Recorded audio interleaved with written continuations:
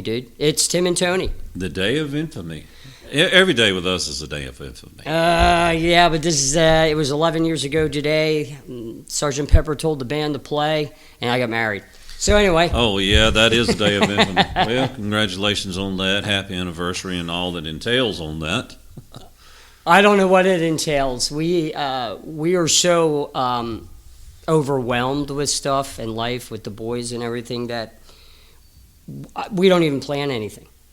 Well, I can understand that. You got a lot on your plate. I mean, hell, I've been married this around 19 years. God help you.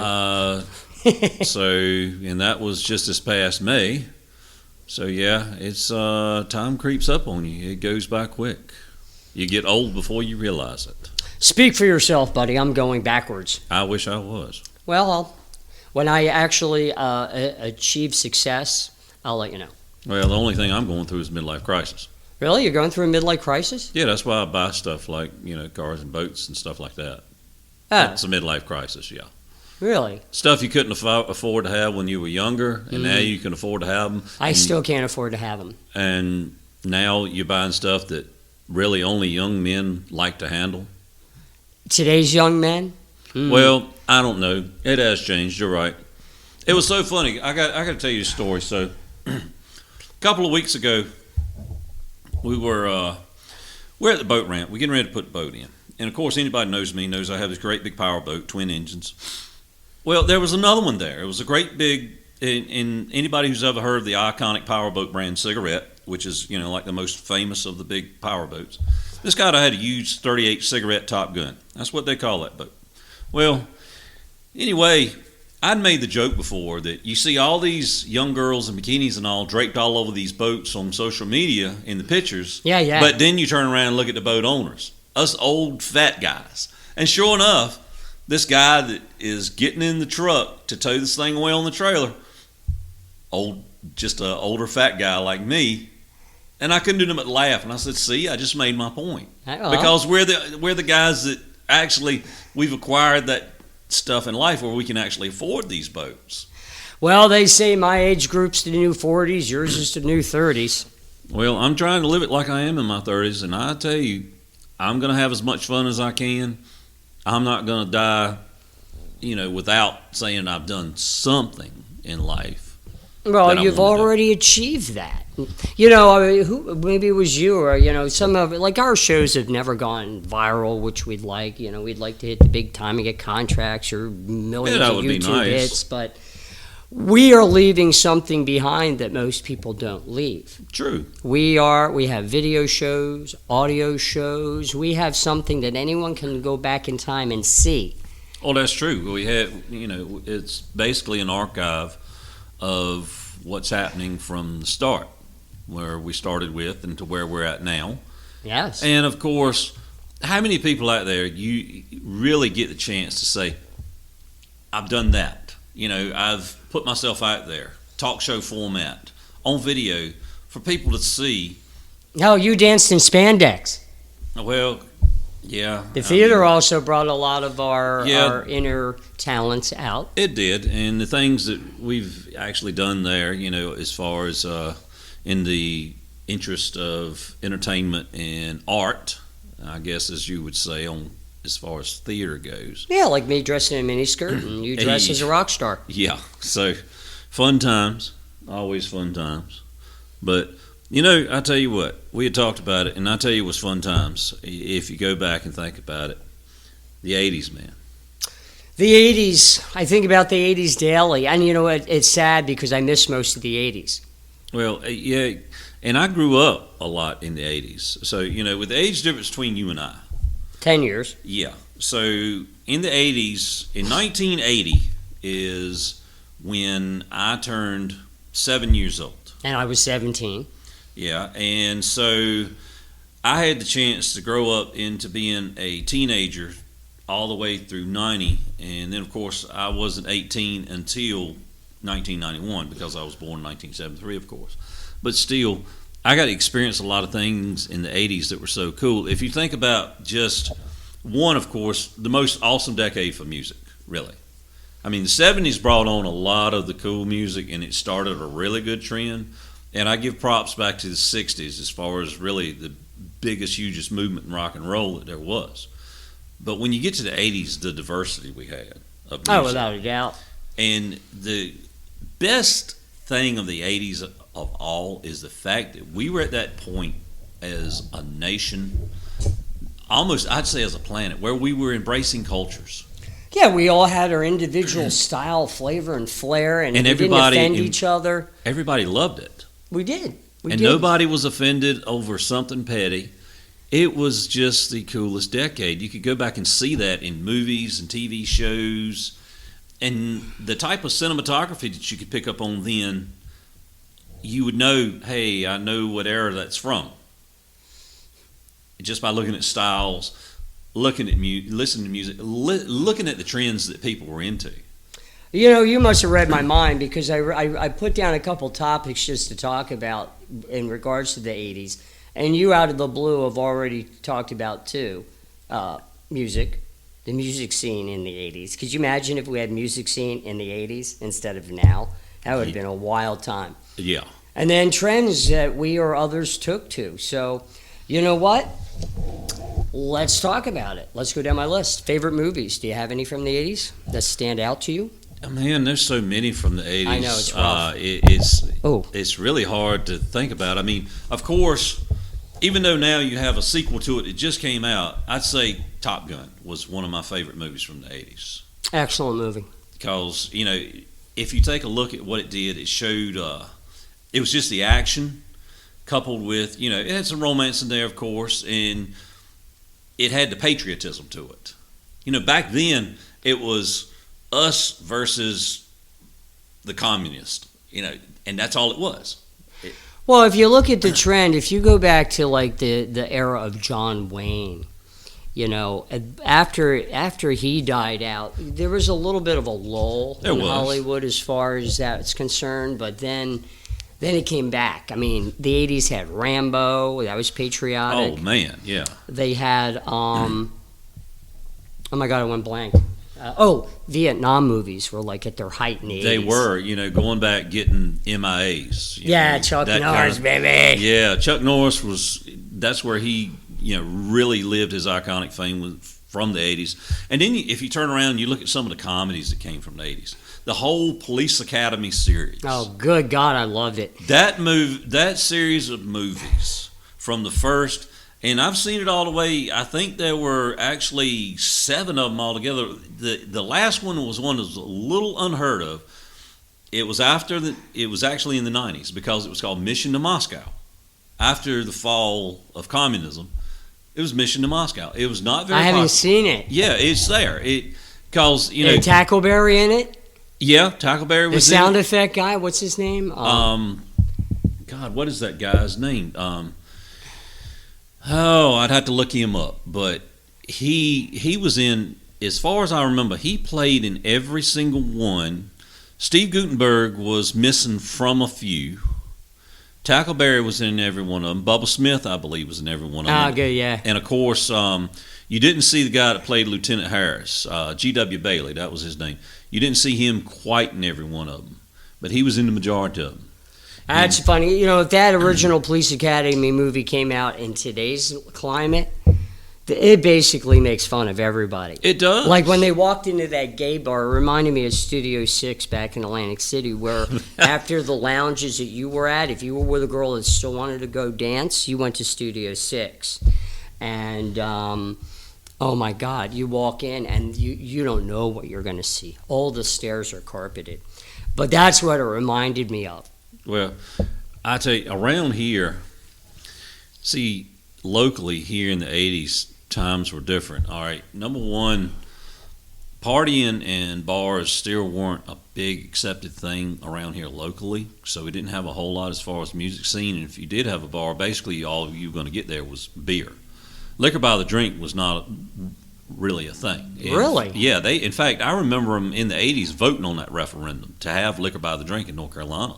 Yeah, it came that late? Yeah, it did. It came that late. North Carolina was really behind times when it came to ABC laws. Huh. So, and I'm telling you, some of these, the older crowd, as I call the church ladies, I mean, their heads were about to explode when they were trying to put this out there. I bet. Because out of the whole statement of liquor by the drink, serving alcohol, spirituous liquor and alcohol by the drink, the tax revenue it would bring in, and the promotion of businesses that it would incur, they heard two words out of the whole statement. They heard drink liquor. That was it. Drink liquor. It sounds about right. I mean, they couldn't stand it. They were actually so against it because, well, I can tell you a lot of them were either Prohibition era or post-Prohibition era with those memories. I mean, you got to think about it. At the time, in the 80s, Prohibition was basically through the 20s. And so a lot of these ladies at the time that were, you'd say, in their 70s, 60s, 70s, or 80s then, they remember Prohibition. They remember when people had massive alcohol problems. The cliche image of an old man in bib overalls, straw hat, pint bottle in his pocket. He was an alcoholic who abused his family. They lived that. And then, of course, you're in a still today very conservative religious area that still looks back at these things and think, hey, you don't need that. So we're going to make sure you don't drink it. So, Yeah, it's a weird world. yeah. I know what you mean. Like in Atlantic City, there was, and it's still in effect, it's just not enforced. A woman is not allowed to go across the boardwalk and onto the beach with anything more revealing than her above her ankles. And that's so 20s, man. It's so 20. So Yeah. you had your, overalls and straw things going on up there. Women were basically dressed in sweaty petticoats trying to enjoy the beach while their guy could run around in whatever he wanted to. Yeah. And I mean, today, in today's climate, people are freer. The one thing the 80s actually helped do too, if we look back at what the 80s helped us do, was more into, well, for lack of better words, I guess the sexual revolution. And I know that pretty much started in the 60s. The porn revolution, which was spawned from the sexual revolution of the 60s, is what ignited in like 1976. Yeah, I mean, where porn theaters became like mainstream theaters. They were mainstream. mainstream. Popcorn. And it's crazy. They were still in, I'd say, the late 70s, early 80s. They were still making pornographic films that actually were on film and had storylines, and the actors could actually act. I don't know what you're talking about. Well, Boogie Nights. Never seen one. Okay. Boogie Nights was actually fairly accurate representing what was there. I told you that I have a signed picture somewhere of Nina Hartley.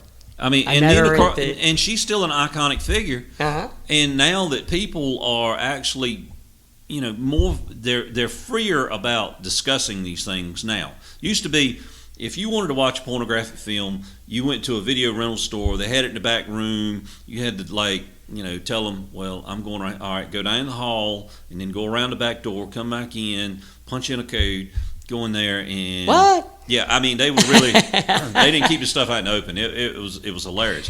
They would have these. It's probably better that way, to be honest with you. Well, yeah, and what they would have was they had these ring binders that what they would do, like you would put photos in. They would take the covers, mm-hmm. and they would put in these things so that you could sit there and flip, and it had a number at the bottom. And up there on the shelf was like all these videotapes that had a number.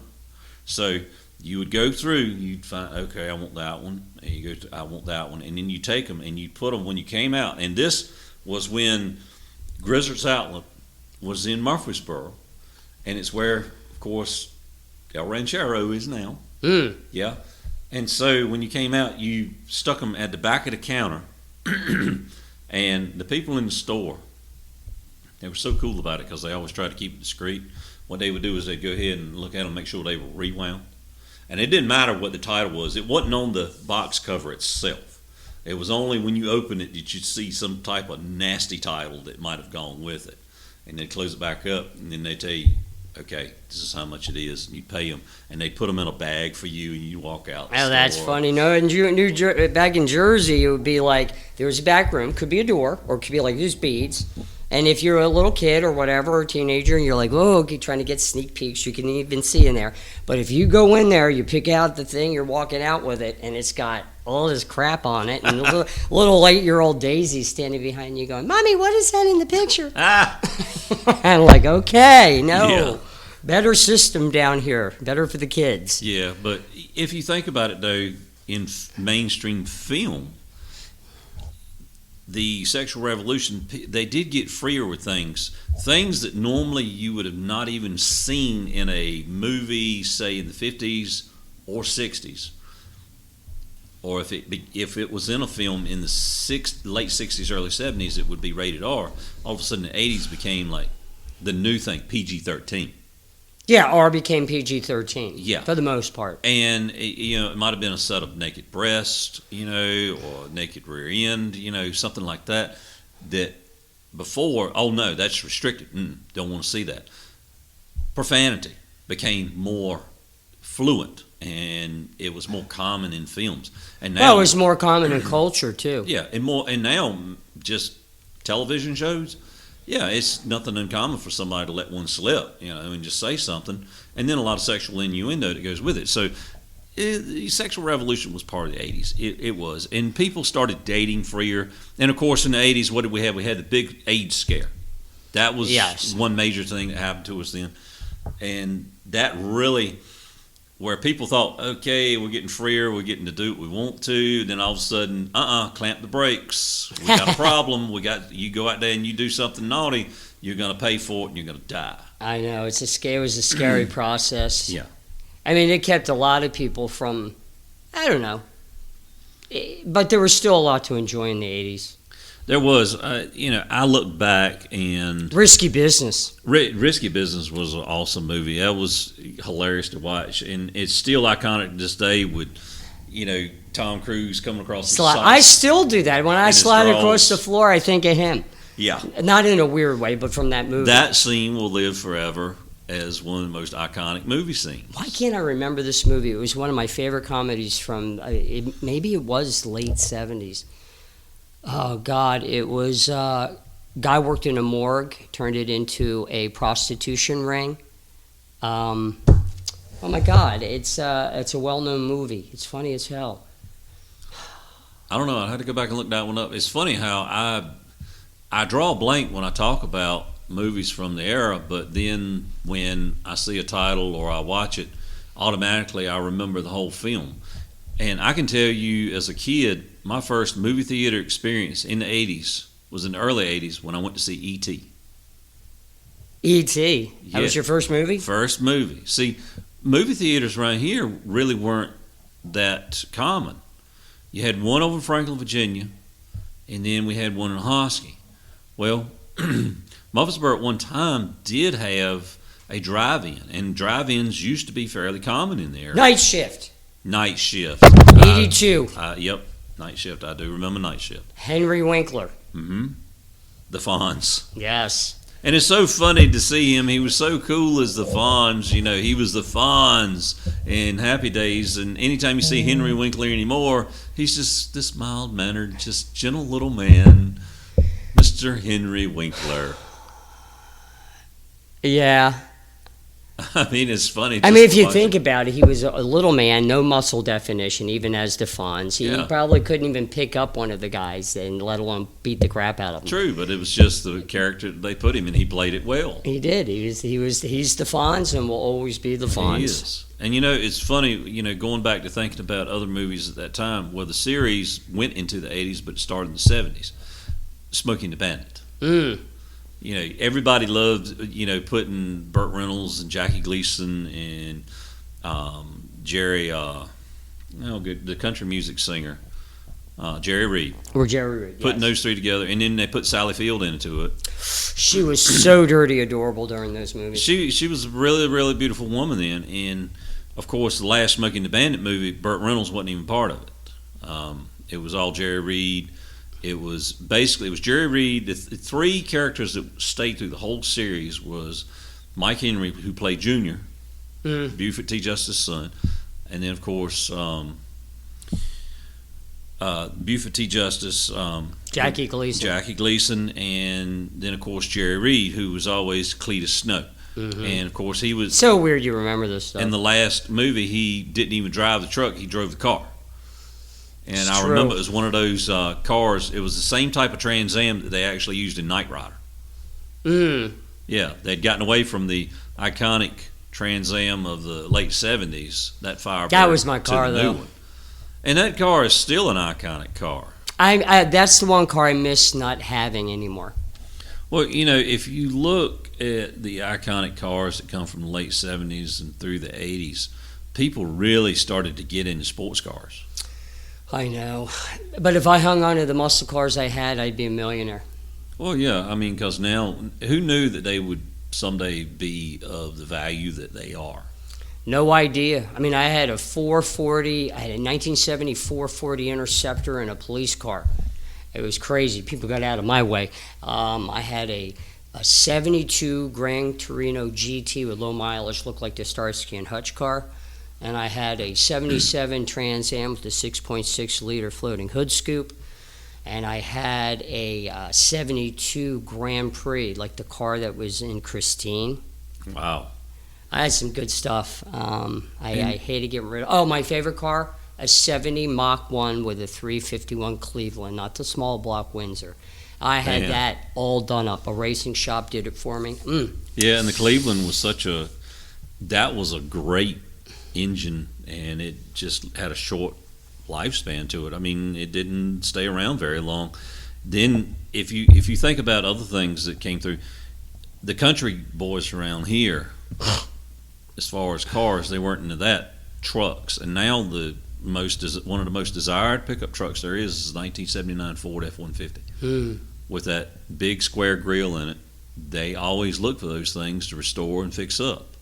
I mean, it was a beautiful truck, don't get me wrong. And if you remember back then, there were metal dashboards and everything. It just seemed like the bodies might have been built tougher because they had so much metal in them. The vehicles were very heavy. When I first moved to Florida, it would have been 1981. I had a 76 Scottsdale pickup truck. Love that truck. And now, good luck even finding one intact somewhere. Yeah, I know, the good old days. Now they're talking about everyone's going to have electric cars or $10 a gallon gas by 2030. You know, the thing is if they keep putting electric cars out there, you're going to have not so much $10 gasoline, because if they overload with electric cars, then gasoline is going to become to the point where it's not going to be such a hot commodity like it is now. It's just, dude, it's a scary process to think in is. 2030 that we're all depending still on fossil fuel through the guise of electric cars. Batteries that are much worse for the environment, 2 or 3 times the size of a traditional battery. True. You can't dispose of them. The countries that dispose of them are our enemies. And the grid is the grid's not going to be able to help. The grid can't handle it. So that they want to take and switch it all quick. Yeah, eventually we're going to have to move to something else, but they need to do it in slow transitions. And car manufacturers, I will give them this. Car manufacturers have done a great job of one thing. If you think about, let's go back to, say, 1980, all right? If you owned a V8, any vehicle that had a V8 in it then, all right, that V8 engine, you were lucky to get about 8 miles to the gallon, okay? And now V8s are getting over 20 easily every day. I've got a 5.7 liter in my Dodge Charger. It stays around 21 to 22, maybe sometimes 23 miles to the gallon. They have made these cars where they run way more efficiently. The invention of electronic fuel injection has been one of the major things to that. The fact that the cars can actually run at higher RPMs and higher temperatures has been a big thing, because before, used to be if you had a V8, say in 1980, 81, you didn't want that engine to get over about, 160, 170. That was it. Correct. It would cook it. Now these engines are running up between 210, 250 degrees. And now you can run them, you don't even redline a car like mine until you hit about 5,500 RPMs, where before 4,000 would just about sling it to pieces. So they have come a long way in engine technology. Oh, without a doubt, Yeah. without a doubt. Being that I became driving age in 1979, my first car was a pea green '79 Ford Pinto. Well, it's funny because my first car in 1989 was a turd brown Chevrolet Chevette. Oh, yeah. Yeah. I would have liked to take the Pinto. 4-speed in a floor. You know how I learned to drive a stick? Me and my, I would say, compadre in crime, John, who's now Isabel. We've talked Right. about her, him. But we were kind of not, we were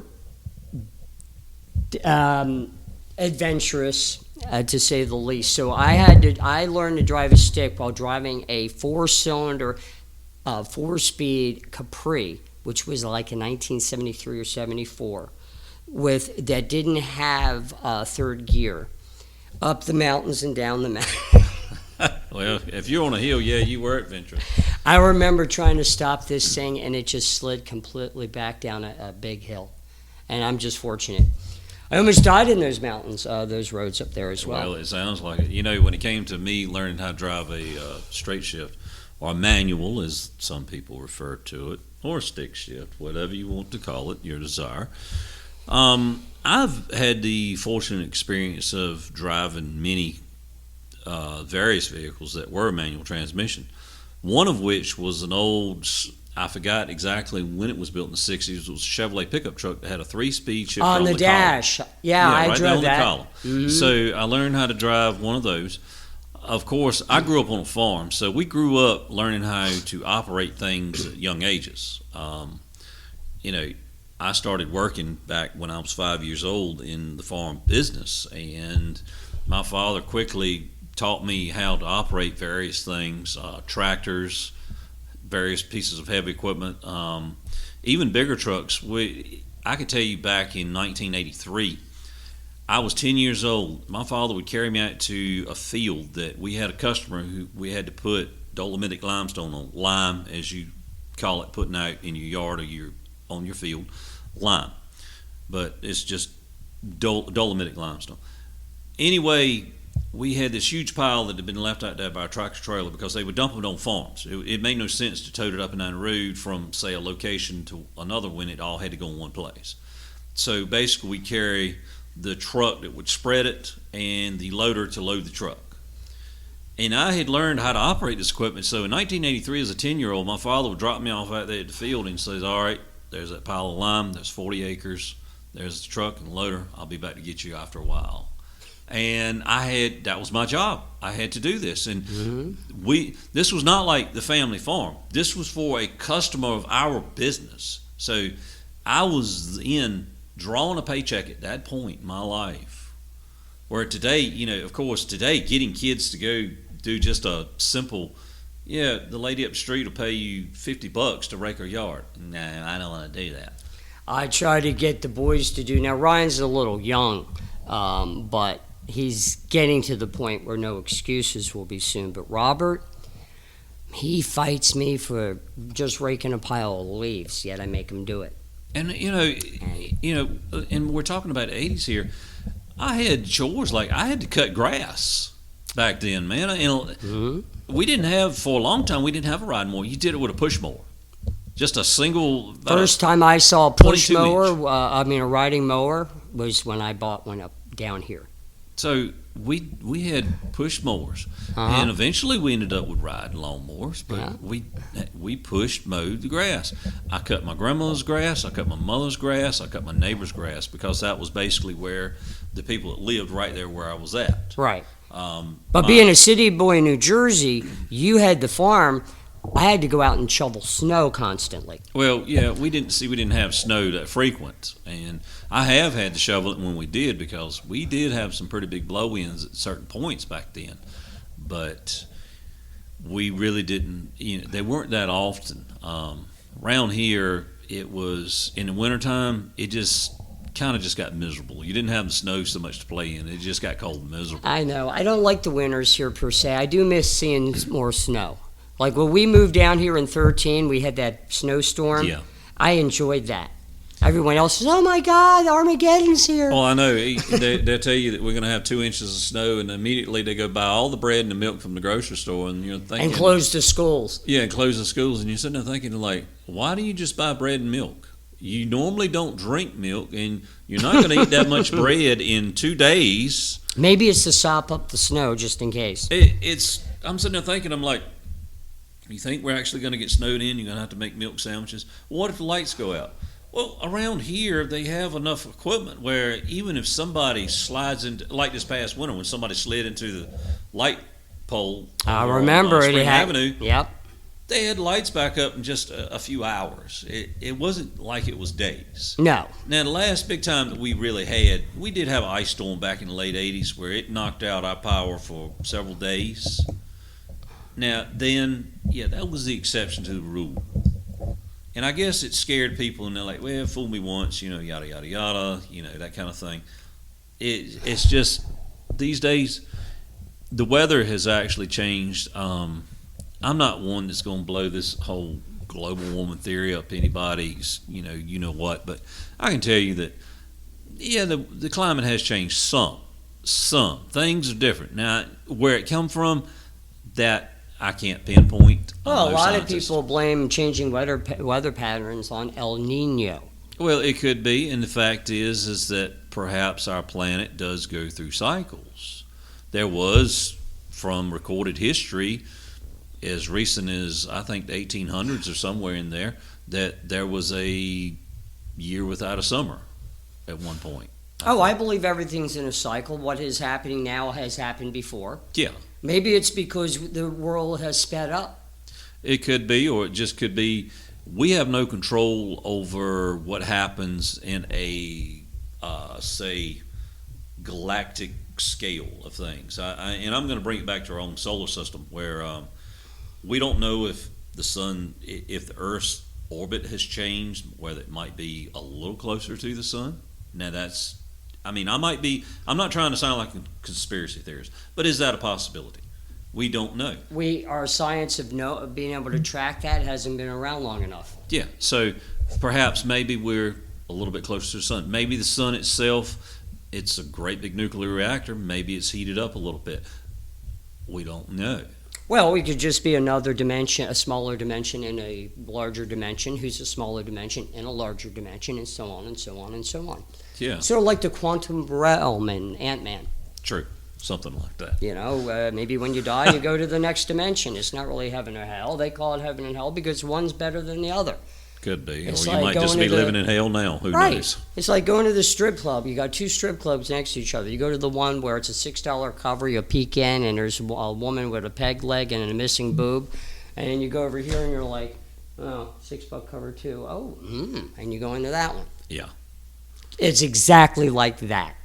So since we're still in the 80s, how about trends? Did you get into any of the mainstream 80s trends? Some things caught on, and they were just temporary, like Cargo pants? Cargo pants, suede Pumas. Suede Pumas, nice. Yeah, suede Pumas. The whole... some of the iconic brands. Do you remember Coca-Cola clothes, like Coca-Cola shirts? Well, yeah. Those, yeah, I had a few of those. And they would just, every other kid had something like that. It was another clothing line called Guess. Oh, I remember Guess. Things like that we wear. And then the loud colors were kind of a thing. The loud pastel colors, the light blues, the hot pinks, that kind of stuff. Neon green. Yeah, all that stuff, the bright orange. People were wearing those colors. And I'll say the 80s were a very, very colorful decade. Airbrushing was popular, It was. People had all these multicolor airbrush shirts on, and then for some reason, one of the most popular muscle shirts over here was the British flag. Remember? It on a was. muscle shirt. Yep, everybody liked the British flag, and you had other trends that people had. 10-speed bicycles. Everybody had a 10-speed bicycle. I had a 10-speed bicycle, And if but you I had weren't- it's from the 70s. So. And if you weren't into that, it was the BMX bike. Mm. And of course, Atari became very popular. in the 80s. I had a Coleco. And Coleco, well, Phased out. Yeah, everything started going towards Nintendo. Mm-hmm. And because people wanted to play video games, because if you think about it, one of the biggest things of the 80s that I miss was the iconic arcades. Oh, hell yeah. You could go to any mall, or sometimes they were just built out on their own. We had a couple of places here in Murfreesboro that had arcades. And a lot of times you could walk into just a drive-in. People that have lived around here, and you've heard me talk about it before, we had a drive-in one time called Heritage. It's right down in front of where Colonial Pharmacy is now, that side of that parking lot over there where that that ATM is, right there across from the street from McDonald's. Well, anyway, best cheeseburgers that we had around at the time. They were amazing. And even when you walked into the front of this, because there was nowhere to sit down, you drove up and you could eat in your car, or you could just take it to go. It was up to you. But up there in the front, where you just walked in, where there was enough room to basically order at one window and you picked up at the other window, they still had two arcade games sitting there. One was Donkey Kong, the other was Pac-Man. Yeah, they used to be anywhere. There would be a bar would have one or two. Yeah. Every place had one or two. And now Centipede was my favorite. And now what's so cool is we have right here in Murfreesboro the bar and arcade where Mike and Joni Sainer have collected these arcade machines, even a couple of skee ball games. No, really? Yes. And so you've been in there. I haven't been in there. Dude, you got to try it. It's amazing. You got to go once. It's great drinks. I give her props. She's got a beautiful place. She really does. They did a phenomenal job putting this thing together. They left it with the exposed brick inside. Beautiful place. The old arcade games. It's cool. It really is. It gave something to Murfreesboro that you wouldn't have seen in the last 40 years, I'd say. And here's what's so cool about it. I actually got to say a few weeks ago that I went bar hopping in Murfreesboro. So I started out at Tavern 125 where RT was playing music. Well, that kind of got rained out. They moved him inside and it got really crowded. I was like, let's go check someplace else out. So a few of us went to the bar and arcade. So I went from one bar in Murfreesboro to another. To say that in Murfreesboro right now is actually a massive statement. I know it is. Because we really don't have that many places. No. So yeah. They're bringing in music. Are they every week at Tavern? I don't know if they are every week, but they have been right regular during the summer. I'm not aware of it till too late, and it's on Friday nights. I think they pick. No, Thursdays. Thursdays. They do Thursdays. Well, I could cover Thursdays. And I'd have to go back and look at the events, but I believe Martin is up soon to be at the Tavern. Huh? Yeah. Yeah, I haven't talked to Martin in a long time. He doesn't get back to me on anything. I haven't seen Martin in, I don't know, several months now. Usually I would run into him somewhere around just anywhere. Well, with King's closing, that changed a lot. Yeah, it's sad that we've lost King's. It is. So, pulling up my topic list, favorite movies, we were a little vague on that because there were so many good movies in the 80s.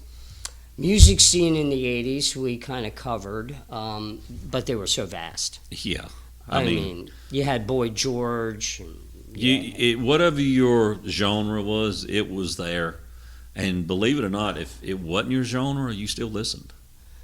Yes. You did. Yes. So anyway, I'll reminisce and cry about the fact that our music scene is here in Murfreesboro, North Carolina in the 2020s. God, 40 years ago, dude, is what we're talking about. Isn't that scary? It is. Time flies. Shows. What did I mean by TV shows? Oh yeah, we had some that. really cool TV shows back then. Married with Children. Oh man, that's one of the most iconic shows to ever come from the 80s. That will forever live. If you take shows like that really entertain you, because there was nothing in there that would say you had a bad day at work. You'd come home and you'd watch that kind of just, you'd look at Al Bundy and say, man, I thought I had problems. and it would entertain you.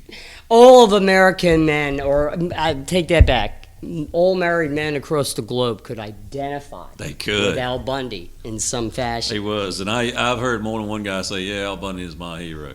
I couldn't do nothing but laugh at that. And then you take other shows that were big in the '80s that still live iconically today. Even though it won't everybody's bag, one, I still enjoy seeing it when it does come on, The Golden Girls. That's still hilarious today because you had basically the old lady, Estelle Getty, Sophia. These one-liners she would pop off. She was the best at it. She was. And then it was so funny then because here I was in the '80s. Here I was a young guy. I was watching the show, and it just looked like, four old ladies to me. And now when I'm sitting here looking back at it, and at the age I'm at, and I'm like, Blanche, yeah, I would have. You probably would have. My Aunt Alice. I mean, let me tell you something. Blanche, Rue McClanahan back then, yeah, she still had it going on. She did. She was a good-looking woman. Now, B. Arthur, or now I know that back in her young days, Betty White was a very beautiful woman. But by that time, she kind of aged out of that. Well, it happens to the best of us. But I can tell you that still looking at Rue McClanahan from then, yeah, I was like, why did you wear so many baggy dresses, Blanche? You should have had something on a little tighter. Should have put Blanche in jeans a few times. Yeah. But there was also a lot of weird, crazy stuff in the '80s. Like, you remember those subatomic sewer toxic Avenger movies? Yeah. Or the breakdance movies? Oh, Breaking. Oh my Breaking God. 2. Yeah. I was into them. I watched them. I didn't breakdance. And some of your movies that could fall into the realm of fantasy, like The Never Ending Story, things like that. Oh my God, one that I still like to watch when I can find it. It comes on. Most people, if you talk to them, haven't heard of it, but it was one of those that was in the realm of fantasy. It's called Kroll. Kroll, yeah, I saw Kroll. I loved watching Kroll, and I still love watching to this day. It was Conan the Barbarian-esque. Yeah, and Conan, man. Schwarzenegger back then. Oh. And then, of course, Predator started then. Mm-hmm. And now, to me, I'm sorry, but they've kind of perverted Predator just like, okay, I'm going to say this. They went too far with Predator just like they went too far with the last two Rambo movies. I'm sorry, but the last two Rambo movies were nothing but graphic violence. That's all they were. The other movies, yeah, you saw the guys out there get shot and go down, but you didn't see the graphic gore that you see in it. Back then in the 80s, if you wanted gore, it was like Friday the 13th or Nightmare on Elm Street or Halloween. Or Al Gore. Well, yeah, we put it with Al Gore. I mean, he started clowning around in the late 80s. And I don't really want to get in 80s politics because we did have a great president. I mean, we had Ronald Reagan for the bulk of the decade. Ronald Reagan was a great president. I'm not going to sit here and start blowing sunshine on either side of the aisle. I just want to put that out there. But let's get back to some of the TV shows that were on in the 80s back then. Bosom Buddies. That was a great TV show. And then you had some of your action TV shows and some of them actual comedies. The Dukes of Hazzard. A-Team. The A-Team was great. I love the A-Team. And then you had these other ones that they put out there, Knight Rider. I was in the Knight Rider. And then, of course, it was not very long-lived, but you had Airwolf. Oh, I remember. I didn't get it. I didn't like Airwolf. Well, didn't work for me. Well, the only reason why that worked for me, and then, of course, a single season is all that they put on after the movie came out, Blue Thunder. Oh, I remember Blue Thunder, too. Yeah, and it was only because I've always been a big fan of aviation. Right. So that's kind of one of the reasons why movies like Top Gun, and then another military fighter jet movie that was out there that was awesome to me, and they actually made two good ones, and then they carried it too far with the last one because it just didn't fit, was Iron Eagle. Oh, with Lou Gossett Jr. Yeah, and Jason Gedrick. Mm-hmm. Great. The first one, great. It was a good movie. It was kind of like, every kid's dream. The kid turns out to be the hero. He had flown with his father secretly in the jet, knew how to fly, rescues his father from enemy nation, takes out the bad guys, So cool. And you just don't see today that would be like, I don't know, it would be almost like taboo. They wouldn't do anything like that. And then when they carried that a step further, you remember Clint Eastwood in a movie called Firefox? Oh yeah. Aircraft like that could never exist because it just theoretically that design wouldn't work. But we were stealing something from the Soviets because back then it was us versus them. And then of course, if you want to go back and think about, we lived under the ever-present threat of nuclear annihilation in the 80s. Look, we're going back to the 80s. Yeah. We lived under that Russia. Yeah. We lived under the ever-present nuclear threat. And if you remember, what was it? If I remember right, the name of the movie was called The Day After. The Day After. Yeah, where, they had the nuclear attack. Yeah, and I saw the movie. I'm not picturing it. And it showed, basically what it would have been like if, nuclear holocaust, that really showed it to be this really, really horrible thing. And of course, everybody, you had your people that wanted to de-escalate the threats on both sides. We had, a specific set of enemies. It was always us versus them because you could see it even in the films of the Rush. You had, Rambo, when he goes back to Vietnam to rescue POWs, and the Russians are there, he's fighting them too. Yes, he is. And then even in the third Rambo, he goes to Afghanistan, he's fighting the Russians. But what I think about during that time is the 80s were the pinnacle of action heroes. They were. And now they're the most popular action heroes today are the old farts. True. I mean, they are. And then, or who do you got? I mean, who is an action hero? A young action hero? Who? None. The closest thing that you might be able to get is maybe Ryan Reynolds to a certain extent. And, Yeah. I mean, it's Sylvester Stallone still making these movies. Oh my God, it was so funny because I remember when the Avengers first really got popular. There was this young guy who said, "Man, I really love the Hulk. Who developed the Hulk?" I'm like, dude, the Hulk's old school. The Incredible Hulk back late 70s, early 80s. Oh, Lou Ferrigno. Yeah, I mean, He was awesome. he was. I mean, he didn't talk, and it was just Bixby. Bill Bixby. Bill Bixby played Dr. Bruce Banner, Dr. David Banner. David Banner, yes. Not Bruce Banner, David Banner. Mm-hmm. And Thor actually showed up in one of those episodes. Yeah. I don't remember that one. Yeah, Thor. Oh my God, he must have looked silly. He was. He had on like the big fur thing and the big helmet. Oh yeah, and I'm all. like, that's not Thor from the comic books. It looks a little more like Odin. Yeah, but he was there. So they didn't have really that big a deal in special effects, and we were still in the time of science fiction, because if you think about it, late 70s were really the birth of, because you had Star Wars. Oh yes, that came out, and they started at episode 4, and of course the first Star Trek movie, because the original Star Trek series I think was from like 66 to 69, wasn't it? Something like that. And so that whole cast kind of got shelved for almost a decade. But isn't it amazing that the top science fiction movies put out today are still Star Wars, Star Trek? Yeah. I mean, it's crazy. They remade Battlestar Galactica and we both love that show. Yeah, and Battlestar Galactica was a thing, and so was Buck Rogers. Never got into Buck Rogers. The robot ruined it for me. Oh, I know. He'd walk around and he'd make funny noises and crap. Sort of like Jar Jar Binks in the Star. Why? Why is he there? Why? Yeah, it didn't make any sense.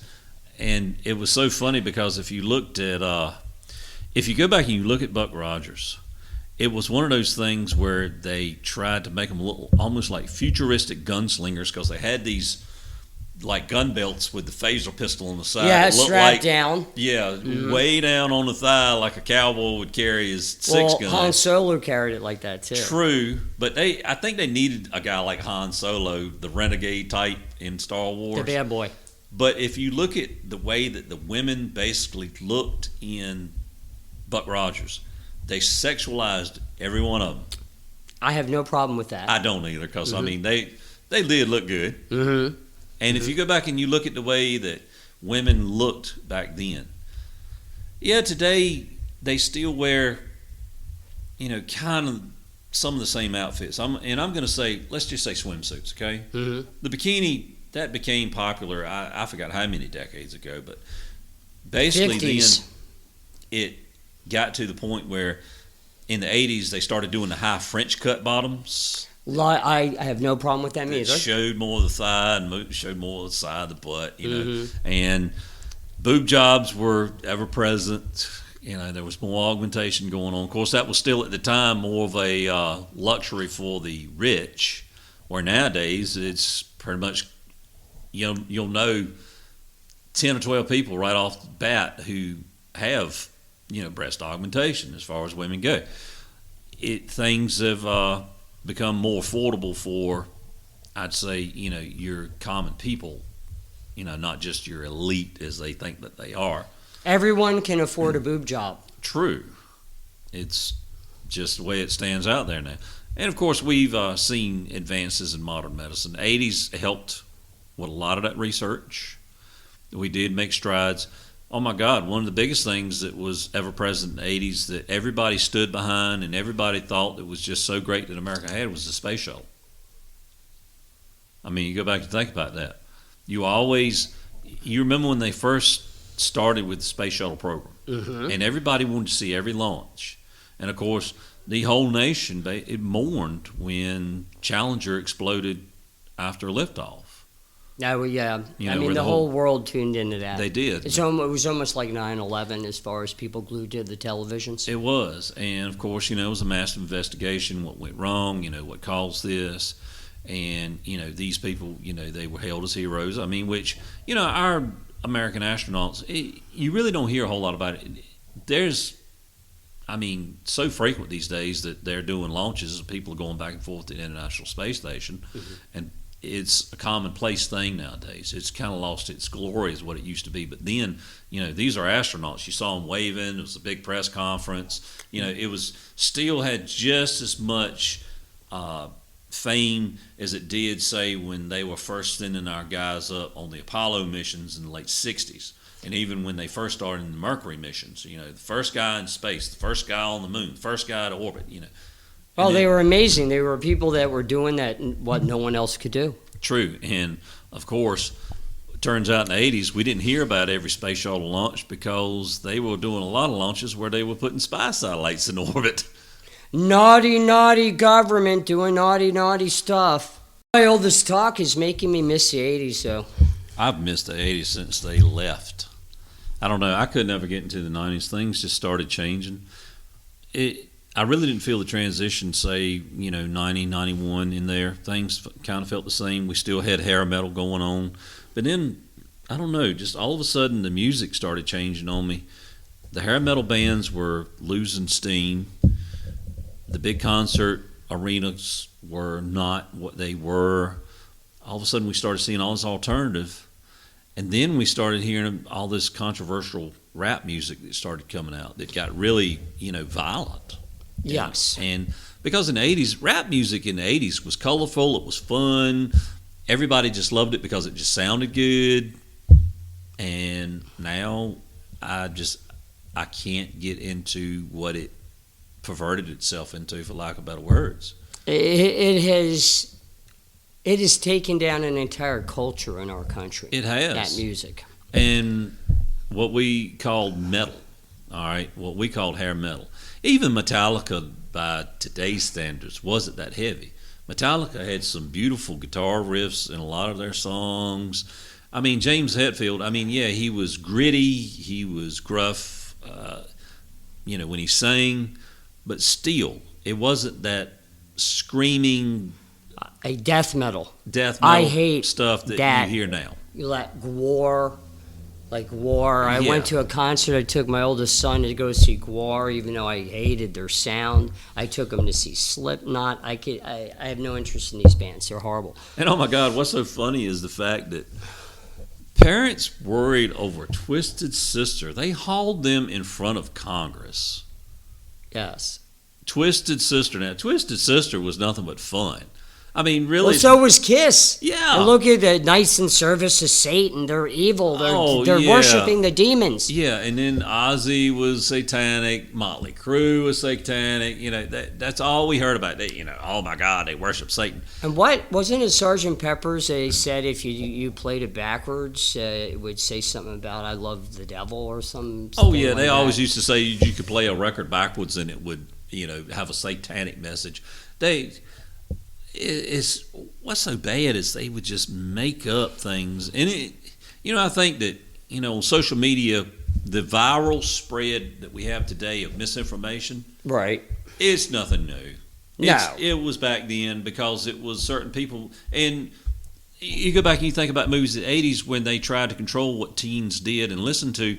Footloose. Oh, good movie. That was the epitome of that happening because you had this town that, oh my God, it's against religion for these kids to dance. They wanted to control what these kids were doing. Well, that movie, though, was born on a personal tragedy. Yeah. And it was a whole town reacting emotionally. But if you think about it, we had a lot of movies then that were musicals still existed. They did. I can tell you back in the 80s as a kid, and I enjoyed watching that channel up until I was a young teenager, was actually back then the Disney Channel. Because it still had the older Disney movies. The Disney cartoons were your old Mickey Mouse, Daffy Duck, and Goofy. Mm-hmm. Your three main characters right there. Bedknobs and Broomsticks. Bedknobs and Broomsticks was a phenomenal film. Great. And, a lot of people have not seen Chitty Chitty Bang Bang. And I love Chitty Chitty Bang Bang. If you look at like Dick Van Dyke's performance as a dancer, the way he moved in that was phenomenal. Benny Hill, yeah, as the guy that stole the children. I mean, just an incredible movie. And that's a movie that's never been remade. I know, and you can't remake it. They did Willy Wonka. Oh, I know, and that you can't beat the original Willy Wonka. Gene Wilder was himself just a comic genius. He worked with another comic genius that today's young people are very unfamiliar with, Mel Brooks. Mm-hmm. Mel Brooks, one of your most comedic geniuses of all time. Mel Brooks took racism and anti-Semitism, as they call it, and made fun of it. I mean, oh my God, let's go all the way back to Blazing Saddles. And look how he made fun of that. He made fun of racism in that movie. They made so much fun of it. Then you look at other actors that Gene Wilder has shared a film with. Richard Pryor. The two of them were like Abbott and Costello. Exactly. And Martin and Lewis. Yeah, I mean, Richard Pryor, because then, let's look at some of how comedy was coming along in the 80s. Eddie Murphy was, as far as it went with Richard Pryor, he was a close friend and a big fan of Richard. Richard Pryor really helped influence his career. And Eddie Murphy's comedy, though it was full of bad language, was still hilarious. He didn't get controversial with racism. He made fun of it. He did. Richard Pryor could make fun of racism. And see, nobody got offended. No, I mean, if you look at the Eddie Murphy, like Beverly Hills Cop movies, okay, where you take this poor black cop from Chicago who's a police officer in a poor, impoverished, dangerous black neighborhood, and he goes all the way to Hollywood to investigate a murder. But he plays the race card the whole time. He talks all jive, and he just plays it up. But you take white people that watch Beverly Hills Cop, and they don't go, oh. We're laughing our ass off at him. Yeah. We don't care what color he is. True, because everybody love me, Eddie Murphy. Everybody embraced everybody's culture. Yes, and somehow, as a people, I'm talking about every one of us, we lost that somewhere in the middle because, hell, through the 80s, we embraced the European culture. A lot of these rock bands were from Europe. I mean, well, there was Def Leppard, there were Scorpions. There were so many I can't name right off. Nobody was in that. I'm offended. It's not politically correct. No, but everything shifted. Like, look at alternative music. To me, the alternative music revolution, it was depressing music. It was. The way that it's arranged, what they're talking about, even the way they sang, it was depressing. And then when you go back and you look at 80s alternative, it was fun and colorful. Oh, my God.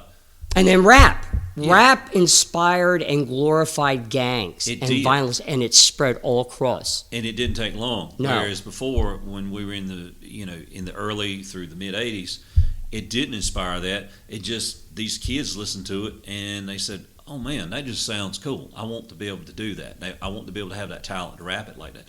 And these guys, they were able to throw something together, and it wasn't violent. It was colorful. Mm-hmm. And the alternative music from the 80s, if you look back at some of the 80s alternative we had, one of the most iconic songs from the 80s was from Devo, "Whip It Good." That was alternative, but it was fun. It was colorful. Well, that was the early when punk and disco merged and created Blondie and B-52s. I mean, it became poppy and fun. It did, and I tell you what, I can remember Kate Peterson in the video for Love Shack. That redhead, that outfit, that was one hot redhead. It was, and she got a set of pipes on her. You're talking about, you know how I love front people because I like ad-libbers. Oh, yeah. I like David Lee Roth over Sammy Hagar because he's a great ad-libber. Steven Tyler, ad-libber. But the two girls in the B-52s, you put them on in headphones and you listen to what they're doing, incredible stuff. It was, and I'll tell you another incredible singer from the 80s, and this is what really got me. I'm going to go a little bit negative here. The 80s still had a bad problem of society seemed to have a standard on what a woman should look like, no matter her talent or what else that she has going for her. Let's look at the band Heart. Ann Wilson, okay? Yes, Ann Wilson is, she was a bigger woman. All right? She's a beautiful woman. But she wasn't in her younger years. And anyway, she had that breakdown. She ended up bigger. But you look at the music that Heart could put out and the way that woman can sing. She had this incredible voice. She did, and her voice was more suited to ballads in the 80s. Yes. I mean, yes, okay, Barracuda, Magic Man, but if you actually listen to all the songs on those albums from the early stuff, those are really only some of the few good songs. Yeah. The rest are horrible, kind of Christy minstrels, folky. But the ballads that brought them to real fame in the 80s, she was just, her voice is powerful. But when you saw the videos, you saw her face basically. She looked like a glamour shot. Remember glamour shots? Yes, back in? I mean glamour shots were a big deal then. But the biggest focus on any one single female in that thing, as far as video wise, was actually on Nancy. With the guitar. Right. And Nancy, I mean, I give Nancy Wilson, I give her all the proper credit. She's a phenomenal guitarist, incredible with a guitar.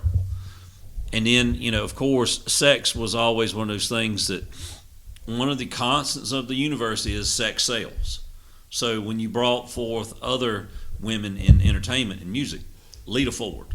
A show wouldn't be the same if you didn't pull True. Lita Ford out of your tight leather sweaty pants. But if you take a look at the way Lita had it, I mean, Lita had the look, she had the voice, she could play. She could. She had let's just take Lita's looks out of it.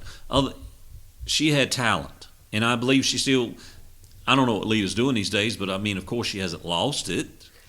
Do you remember Annie Lennox? Yes. Now there was an amazing voice as well. Yes, Annie Lennox had a very, very amazing voice, and just listening to her when she was with what was it called, Eurythmics? Mm-hmm. And she had this incredible voice.